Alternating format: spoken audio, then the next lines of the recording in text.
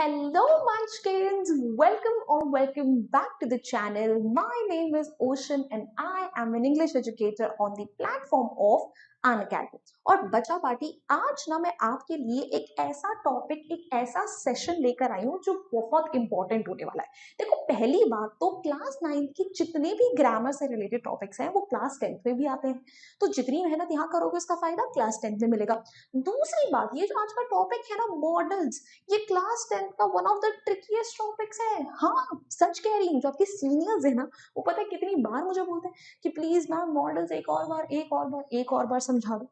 और आपके लिए तो एक अच्छा खासा मौका है भाई, आपको सिर्फ मुझे 20 से 30 मिनट देना है। आई प्रॉमिस यू, इसके अंदर मैं आपको ये पूरा का पूरा टॉपिक जो है अच्छे से क्लियर कर दूंगी, जहां पे इसके सारे concepts, uses, everything you will know, and by the end of this session you will feel so confident कि आप इससे रिलेटेड कोई भी क्वेश्चन जो है बिना किसी प्रॉब्लम के सॉल्व कर लोगे। तो अगर आपको भी यही कॉन्फिडेंस गेन करना है तो प्लीज इस वीडियो को एंड तक जरूर देखना, बट उससे पहले वीडियो को लाइक कर दो, चैनल को सब्सक्राइब कर दो एंड डू नॉट फॉरगेट कि इस वीडियो को औरों के साथ शेयर भी करना होता है। नाउ आगे बढ़ते हुए भाई कुछ और चीजें इंपॉर्टेंट है जो बता देते हैं। भाई देखो, यहाँ पर आप लोग सारी रूल्स तो समझ लोगे, बट व्हाट इफ आपको कुछ डाउट्स पूछना हो, व्हाट इफ आपको इसी टॉपिक से रिलेटेड कुछ क्वेश्चंस अटेंड करने हो, इसका भी इलाज है ना भाई। कुछ नहीं करना है, ओशन मैम को अनअकैडमी पर फॉलो कर लेना है। भाई जिस तरीके से हम YouTube पर आपके लिए इतनी सारी फ्री ऑफ कॉस्ट क्लासेस लाते हैं, उसी तरीके से बहुत सारी free of cost classes application पर भी चलती है, बल्कि वहां पर तो आपके सारे डाउट्स भी क्लियर हो जाएंगे, बहुत सारे क्वेश्चंस भी अटेम्प्ट करने को मिलेंगे। So please go ahead, do that right away. Now without any further ado, एक प्यारा सा डोज ऑफ मोटिवेशन लेते हैं और उसके बाद क्लास की शुरुआत करते हैं। भाई देखो, डोज ऑफ मोटिवेशन क्या कहता है? The earlier you start working on something, the earlier you will see results. That is the whole motto, right? कि भाई हम लोगों को जल्दी से जल्दी शुरुआत करनी है। क्लास 9 की तैयारी कर ही रहे हैं, बट उसके साथ साथ कहीं ना कहीं क्लास 10th की तरफ भी अपने कदम बढ़ाते जा रहे हैं। नाउ भाई, ये रहा हमारा सेशन। तो देखो, सबसे पहले आपको सारे के सारे मॉडल्स के एक्सप्लेनेशन बताऊंगी, मॉडल्स होते क्या है, बिकॉज बहुत सारे बच्चों को तो यही नहीं पता होगा। Then will talk about the different types of models, because अलग अलग तरीके के मॉडल्स होते हैं, and will discuss all of their usage rules with the help of a few examples. तो ये complex topic by the end of this session आपके लिए बहुत ईजी होने वाला है। चलिए फिर लेट्स गेट स्टार्टेड भाई, मॉडल्स पढ़ना शुरू करें। अब देखो, मॉडल्स जो होते हैं ना, ये क्या करते हैं? मॉडल वर्ड जो है ना, ये मूड बताता है आपको। किसका मूड बताता है भाई? सेंटेंस का मूड बताता है कि सेंटेंस में पॉसिबिलिटी है, कोई इंटेंट है, कोई एबिलिटी है, कोई नेसेसिटी है। ये सब कुछ आपको मॉडल्स के थ्रू ही पता चलता है। अब मॉडल्स जो है ना बहुत सारे हैं। देखो, जैसे कैन का कुड नहीं, can, could, will, would, shall, should, may, might, must, ये हमारे मेन मॉडल्स हैं। इसके अलावा सेमी मॉडल्स भी होते हैं जो हम थोड़ा सा बाद में पढ़ने वाले हैं इसी सेशन के।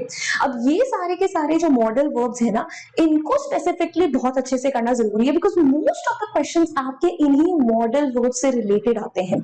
और आप देख रहे हो, ये कैन, कुड, विल, वुड, इन सबको मैंने साथ साथ ऐसे इसलिए रखा है पेयर अप करके, because these are present and past form of the same model verb.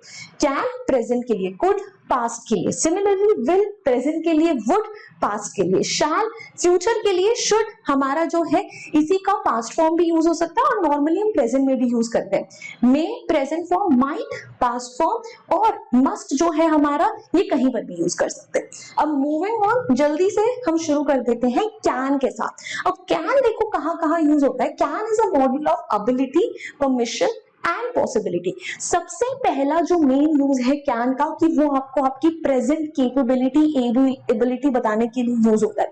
For example, I can solve trigonometry questions, या कि एबिलिटी है कि आप ट्रिग्नोमेट्री से रिलेटेड क्वेश्चंस जो है इजीली सॉल्व कर सकते हो।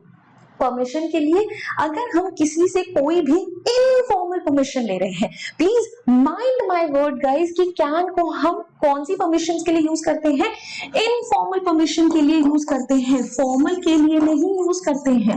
अब जैसे कि एग्जाम्पल, आपने क्लास अटेंड करी, आपके दोस्त ने नहीं अटेंड करी, बट बिकॉज ही और शी इज योर फ्रेंड, तो वो आपके पास बड़े इनफॉर्मल तरीके से आएंगे कि यार मुझे ना आज क्लास के जरा नोट्स दे दे। तो क्या बोलेंगे, can I please borrow your notes for today, can लगाएंगे बिकॉज इनफॉर्मल है।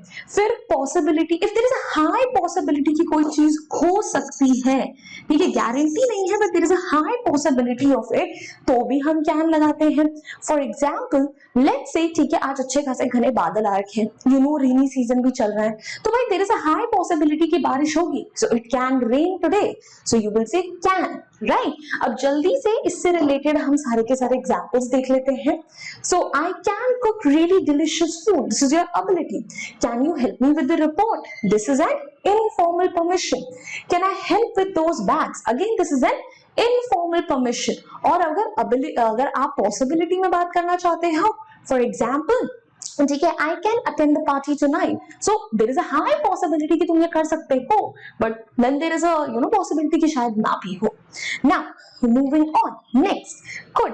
अब कुड जो है ये कैन का ना पास्ट फॉर्म है, तो जहां पर भी कैन प्रेजेंट फॉर्म में लगता है, अगर उसको पास्ट फॉर्म में यूज करना है तो उन सब जगहों में हम कुड लगाते हैं। सो कुड हमें पास्ट कैपेबिलिटी या एबिलिटी के बारे में बताता है, जिस तरीके से हमें can present capability and ability के बारे में बता रहा था।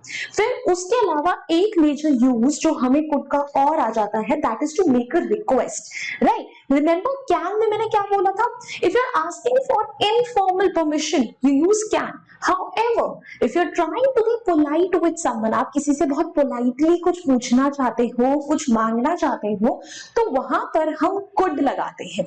फॉर एग्जाम्पल वही वाला सेम चीज लेंगे, ठीक है, कि आप स्कूल नहीं गए, क्लास अटेंड नहीं करी, you don't have the notes, now you go up to your friend कि यार भाई प्लीज मुझे आज के लिए अपने नोट्स दे दे। तुम्हारा दोस्त बोलता है कि यार भाई तू नहीं आया, मैं आके क्या करता।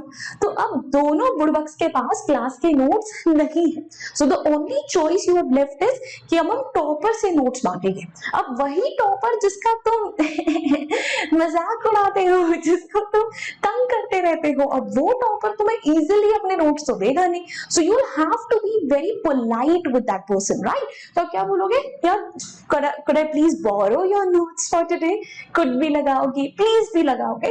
so वहां पर हम could लगाते हैं when you're trying to be polite with someone, when it is a formal setting, वहां पर। अब examples देख लेते हैं फटाफट इससे related। She could drive her father's car when she was 15, जो 15 साल की थी, पास कैपेबिलिटी, तब वो अपने पापा की कार ड्राइव कर लेती थी। Could you please give me a pen? You're trying to be polite. क्या तुम प्लीज मुझे अपना पेन दे सकते हो? I could run fast. Now I am old. भाई पहले मैं तेज भागा करता था, है, पहले की कैपेबिलिटी थी, अब तो मैं बूढ़ा हो गया हूँ।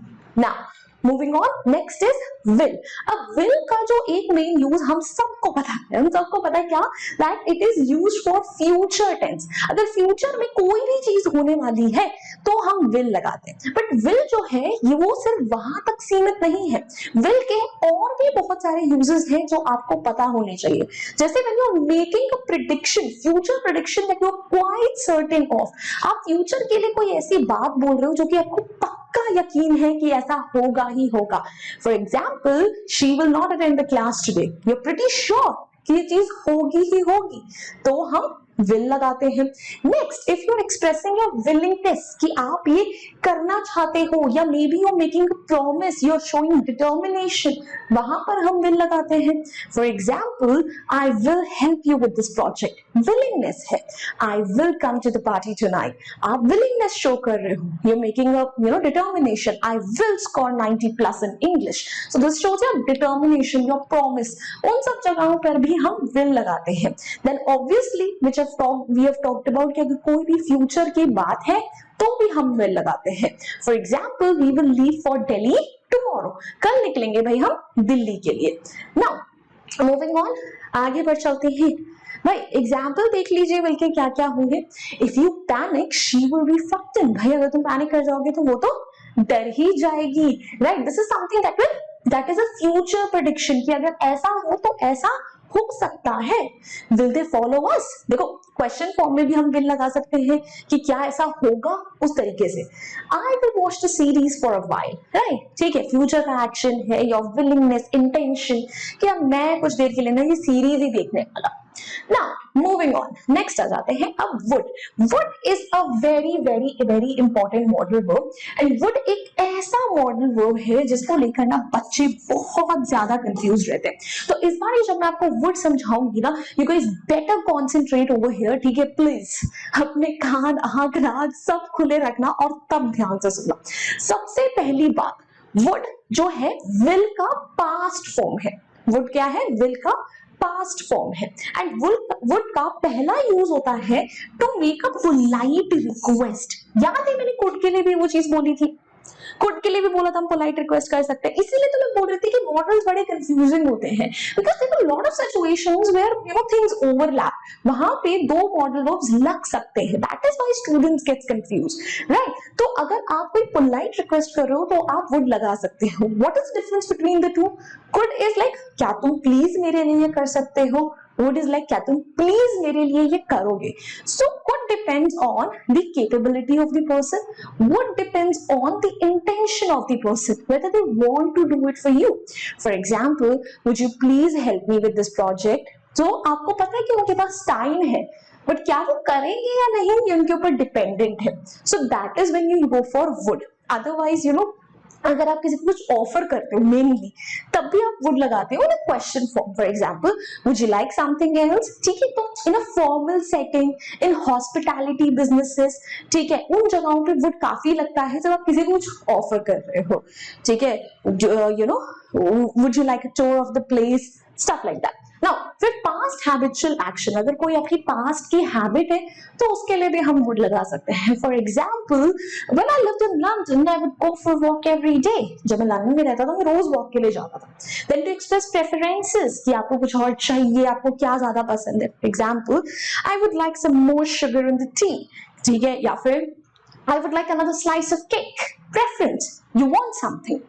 Then use when we imagine a situation. ठीक है, जो आपका सेकंड कंडीशनल आता है और थर्ड कंडीशनल आता है। कंडीशनल सेंटेंसेस अगर आपने नहीं करे तो आपको प्लीज कर लेने चाहिए, ठीक है, मैंने टेंसेस में पढ़ाए थे, अलग से भी मैंने कंडीशनल सेंटेंसेस के ऊपर बहुत सारी वीडियोस बना रखी है, तो चेक करना। So second conditional sentences for hypothetical situation, कि अगर ऐसा हो तो ऐसा हो जाए, ठीक है, या फिर थर्ड कंडीशनल में, ठीक है, कि पास्ट रिग्रेट्स, कि अगर हम पास्ट में ऐसा ना करते तो ऐसा ना होता, तो कंडीशन और ये एक साथ आप ले सकते हो, तो वहां पर भी हम यू नो वुड लगाते हैं। For example, if you know I were a bird I would fly in the sky throughout, ठीक है, कि भाई अगर मैं एक चिड़िया होती तो मैं रोज उड़ती रहती, हमेशा उड़ती रहती, ठीक है, that is an imaginary situation. जब आप कुछ विश की बात कर रहे हो तब भी हम अक्सर वहां पे यू नो वुड लगाते हैं, ठीक है। For example, I wish you would come to see me often, कि काश तुम मुझसे रोज मिलने आते। सो इमेजिनरी सिचुएशन के लिए भी हम वुड लगाते हैं। Now there is one more use of would जिसमें मेंशन नहीं हुआ है, but I would still like to tell you about, कि जब आप पास्ट में फ्यूचर का रेफरेंस देते हो, पास्ट में फ्यूचर का रेफरेंस देने का मतलब क्या है कि आपको पास्ट में ऐसा लगा था कि फ्यूचर में ऐसा हो सकता है। For example, I thought I would pass the test, कि मुझे लगा था मैं इस टेस्ट में पास हो जाऊंगा, तुम्हें पास्ट में लगा था, ठीक है। तो अगर पास्ट के साथ आप यू नो फ्यूचर की बात कर रहे हो तो भी हम विल की जगह वुड ही लगाते हैं। डेफिनेटली रिपोर्टेड स्पीच वगैरह इसी का एग्जाम्पल है, तो वहां पर तो वुड लगता ही है ना। For example, I would like to know everything about the course. Preference, मैं चाहता हूं मुझे सब बताइए आप। Would you like to read his speech? You're asking someone something in a polite manner. I wish you would come to see me more often. Oh my goodness, I promise you, मैंने ये PPT बहुत पहले बताई थी, मुझे याद भी नहीं था कि मैंने यही सेम एग्जाम्पल यहाँ पर कोट कर रखा है, बट या व्हाटएवर, हमने सेम ही यहाँ पे यू नो डाला हुआ है। What can we say? Now moving on, आगे बढ़ चलते हैं। नेक्स्ट आ जाता है shall. Now shall is more of a you know modal verb जिसमें डिटर्मिनेशन होती है, कि आप कुछ यू नो डिटर्मिन्ड होकर बोल रहे हो, या फिर you are offering someone something, ठीक है, कि मतलब आप पोलाइटली किसी को कुछ ऑफर करें। For example, shall I take your coat? Shall I help you with something? ठीक है, shall I call you tomorrow? और डिटर्मिनेशन फॉर्म में, ठीक है, यू नो वो वाला गाना नहीं है, हम होंगे कामयाब का English version, We shall overcome, we shall overcome. उसमें shall क्यों लगाते हैं? Because determination है. And shall is like more of a formal, ठीक है, मॉडल वर्ब. ये विल का ही एक तरीके से आप मान सकते हो पैरेलल है, बट अक्सर ये आई और वी के साथ लगता है. फिर कोई भी अगर फ्यूचर एक्शन है तो वहां पर भी डेफिनेटली हम शैल तो लगाते हैं. एग्जांपल्स देखो, आई शैल अटेंड द मीटिंग टुमारो, ठीक है, दिस इज योर डिटर्मिनेशन कि मैं देखना कल मीटिंग अटेंड करूंगा. We shall embark on this journey together, determination again कि भाई हम एक साथ इस जर्नी के लिए चलेंगे. Shall we proceed with the plan, you're politely offering someone something, ठीक है, फॉर्मल सिचुएशन में तो भी हम वहां पर क्या लगाते हैं? शैल लगाते हैं. फिर उसके बाद नेक्स्ट आ जाता है हमारा should. Should is very very commonly used modal verb. Exam में जो बहुत सारे क्वेश्चंस आते हैं वो कहीं ना कहीं शुड से आते हैं. अब शुड जो होता है सबसे मेन यूज उसका है एडवाइस देना.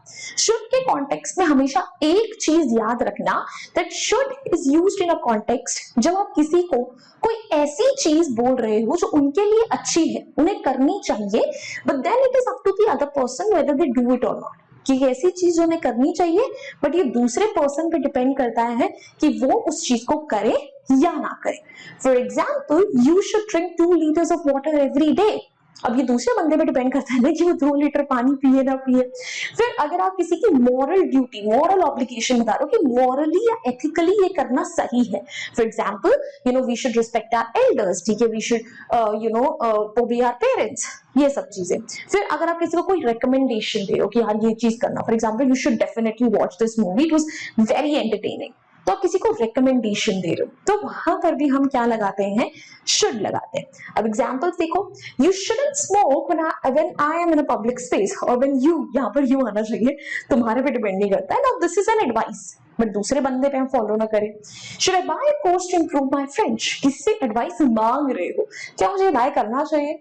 She should stay home since she is sick, again an advice कि यार भाई देखो, उसे घर रहना चाहिए, क्यों? क्योंकि वो बीमार है. देन नेक्स्ट, मे.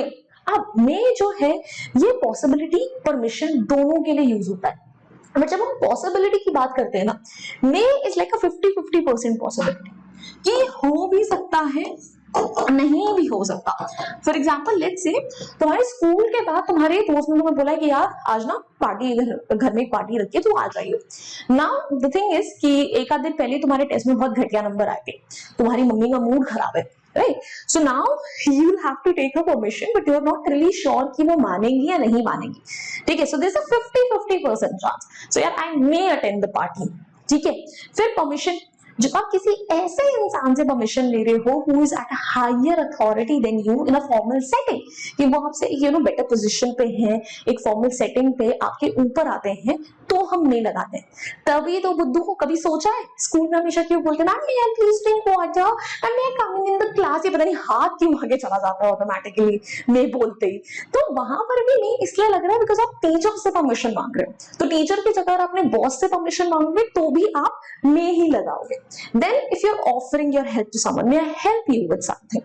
Bless कर रहे हो, कर्स कर रहे हो, ठीक है, may God bless you, may God blast you, दोनों में हम क्या लगाते हैं? may ही लगाते हैं. अरे मैंने ये सेव कर दिया, छोड़ो. अब यहाँ पे एग्जाम्पल्स देखो, I may have been wrong about Samuel, या शायद से मैं सैमुअल के बारे में गलत था. This cream may produce a stinging sensation, कि थोड़ा सा शायद जल सकता है. मैं use your laptop, परमिशन मांगू, क्या मैं यूज कर सकता हूँ तुम्हारा laptop. Next is might discuss करते हैं, उससे पहले एक सारा पानी पी लेते हैं, प्यास लग रही है.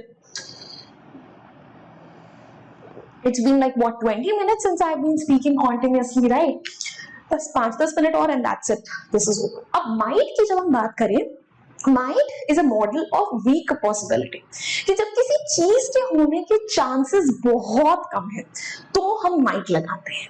Now listen to me, it's very very difficult to gauge in the exam just from a simple sentence कि भाई इसके होने के चांसेस ज्यादा है या कम है. So may और might जो है ये काफी बार interchangeably भी यूज होते हैं, and of course because might is the past form of may, तो अगर आप past की बात कर रहे हो तब तो might लगाओगे.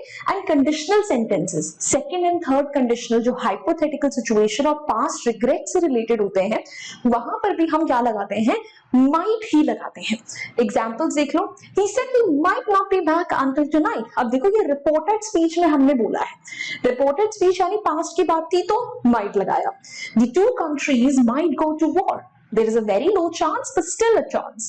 The letters might not have been meant for me at all। Again there is a chance of it कि शायद वो लेटर्स मेरे लिए थे ही नहीं।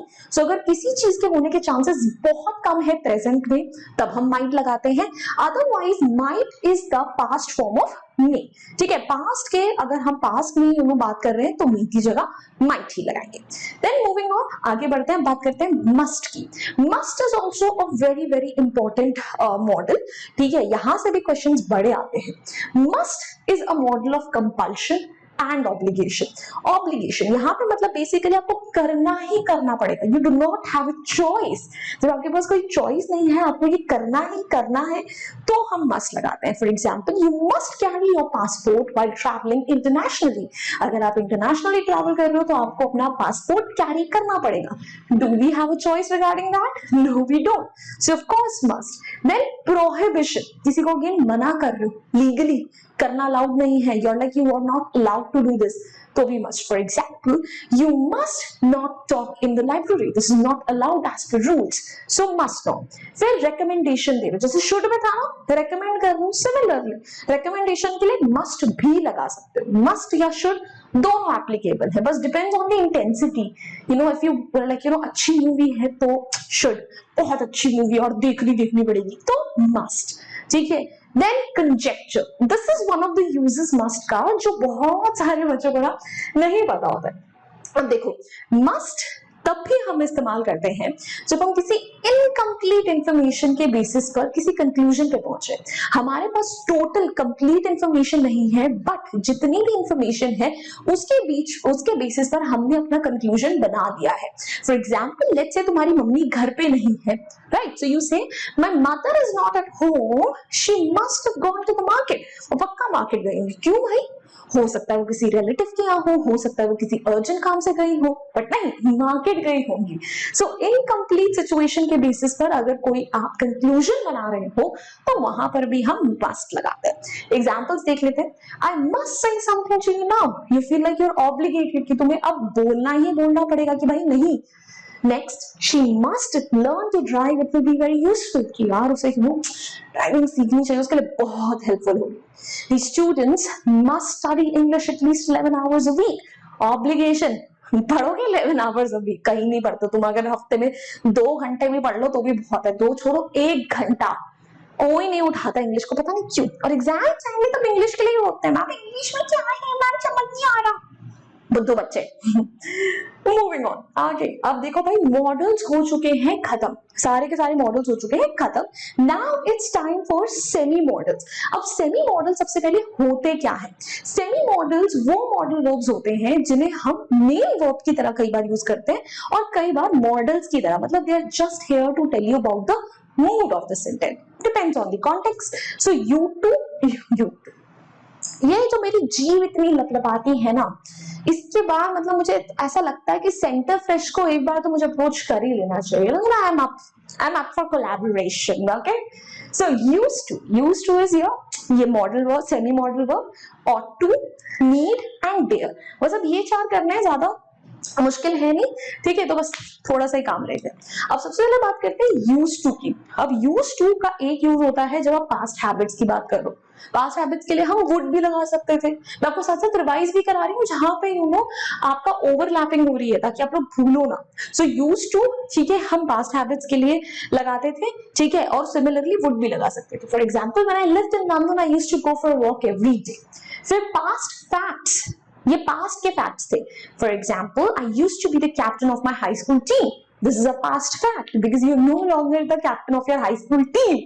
Next, express an action or situation that is gradually becoming less strange or more familiar। कि धीरे धीरे अगर आपको किसी चीज की आदत पड़ रही है तो वहां पर भी हम used to लगाते हैं। For example, my parents are getting used to new technology, तो वहां पर भी used to। एग्जाम्पल देखो, my parents used to listen to old songs, ठीक है, ये उनकी पास्ट हैबिट्स थी कि भाई वो पुराने गाने अक्सर सुना करते थे। Then there used to be houses around here long time ago, ठीक है, पास्ट फैक्ट कि पहले यहाँ पर घर हुआ करते थे। I used to use Amtrak when I was working out of New York and had to travel through the East Coast. ठीक है, this is basically again a past habit or a past fact you can say कि पहले मैं Amtrak use करा करता था, अब नहीं करता. Then moving on, next आ जाता है ought to. Now ought to is nothing but just a formal version of should. वो वाला कजन नहीं होता तुम्हारा जिसमें बह तो सेम खून रहा है, बट जस्ट बिकॉज वो कनाडा रिटर्न हो गया ना, तब उसके ज्यादा नखरे हो गए, राइट? या फिर अगर वो बाहर रहते हैं तो सेम इज ought to. जहां जहां शुड लगता है वहां वहां ought to भी लग सकता है. इट्स जस्ट दैट कि थोड़ा सा फॉर्मल अगर आपको करना है तो ought to लगाएंगे, इनफॉर्मल में ठीक है शुड ज्यादा लगता है. ठीक है, जैसे अगर हम मॉरल ऑब्लिगेशंस की बात करें, ड्यूटी, जिसमें हम शुड भी लगा सकते हैं, उसे अगर आप किसी फॉर्मल सेटिंग में बात कर रहे हो ought to बोलो. For example government ought to provide free education to underprivileged children. ठीक है कि भाई गवर्नमेंट को ऐसा करना चाहिए. जैसे इन फॉर्मल कॉन्टेक्स्ट अगेन किसी को एडवाइस दे रहे हो, you ought to respect your parents more. ठीक है, तुम अपने पेरेंट्स की थोड़ी ज्यादा रिस्पेक्ट करनी चाहिए. Now, he taught me that men ought to be kind even to their enemies. जो फॉर्मल होकर बोल रहे कि men को kind होना चाहिए. I'm the one who ought to apologize. कि मैं मुझे apologize करना चाहिए. Next, there ought to be more parks in the cities. City में और parks होने चाहिए, नहीं है. Next, need to. अब नीड टू कहाँ यूज होता है? नीड टू लाइक किसी चीज की जरूरत है करने की या नहीं है जरूरत, उस तरीके से. For example, everything we really need to know we learn in kindergarten. जो जानने की जरूरत थी सब सीख ली. Science will tell us what we need to do. क्या करना चाहिए? We need to be confident, we need not to blink. हमें कॉन्फिडेंट होना है और हमें आंखें नहीं झपकानी है. सो कोई सी चीज को करने की जरूरत है तो नीड टू, जरूरत नहीं है need not. Now lastly dare. अब डेयर जो है ये थोड़ा सा नेगेटिव मॉडल वर्ब हो जाता है. Dare is a model verb जिसे आप या तो नेगेटिव सेंटेंसेस यानी जिसमें नॉट लगा है या जिसका इंटेंशन थोड़ा नेगेटिव है, या फिर इंटेरोगेटिव क्वेश्चन फॉर्म में यूज करते हो. Now dare is like use like ये हिम्मत है तो ये करके दिया, how dare you touch me, you dare not do this again. So वहां पर डेयर लगता है. एग्जाम्पल्स देखो, Don't dare to say it was her fault. हिम्मत मत करना ये बोलने की किसकी गलती थी. How dare you say she is dishonorable. ये बोलने की तुम्हारी हिम्मत कैसे हुई. That's an area where I wouldn't even dare to speculate. एक ऐसी जगह है जहां मैं जाने की हिम्मत भी नहीं करने वाला. So yeah, that's all for all the modal verbs. देखो वन शॉट हमारा देखते ही देखते कंप्लीट हो भी गया. अब सुनो, अब हमने सारे के सारे रूल्स तो कर लिए हैं, बट ग्रामर रूल्स करने से नहीं, क्वेश्चंस करने से आते. तो अगर इसी टॉपिक से रिलेटेड फ्री ऑफ कॉस्ट में सेशंस चाहिए तो एप्लीकेशन पे आ जाना. वहां पे हम आपको बहुत सारे MCQ सेशंस पोल्स कराते हैं जहां पे आप ऑल अक्रॉस इंडिया के बच्चों के साथ पार्टिसिपेट करोगे and you will actually get to know your level. So please download it, follow me. Next beta, that's all for today. I really hope you guys enjoyed this video, found it helpful. If you did, what are you waiting for? Go ahead, hit the like button, share it with your friends, and do not forget to subscribe to our channel. I will see you guys next time. Until then, bye bye. Hasta la vista. फिर मिलेंगे पढ़ते पढ़ते. Bye guys. Unacademy. Let's crack it.